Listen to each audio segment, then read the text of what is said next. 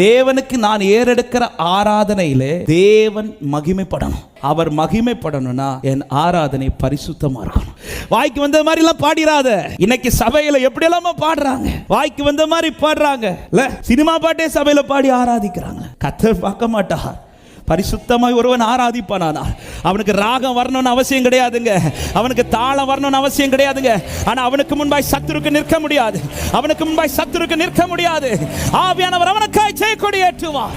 பாகால் தீர்க்கதரிசிகள் காலை முதல் இரவு வரைக்கும் சாயங்காலம் வரை கூப்பிட்டாங்க, ஒன்னும் அசையல. ஆனா இந்த எலியா செப்பனிட வேண்டியதை செப்பனிட்டு பலிபிடத்தை சுத்திகரித்து விட்டு பலிபிருகத்தை மேல வச்சுட்டு அப்பான்னு சொல்லி கூப்பிட்டார். பரலோகத்திலிருந்து அக்கினி இறங்கினது. சகல ஜனங்களும் கர்த்தரே தெய்வம் என்று சொல்ல தொடங்கினார்கள். அன்பான தேவ ஜனமே, தேவனை ஆராதிக்கிற ஆராதனையில் கர்த்தர் மகிமைப்பட்டு எனக்கு அவர் யுத்தம் பண்ணி ஜெயம் எடுக்கணும்னா என் ஆராதனை பரிசுத்தமானதா இருக்கணும்.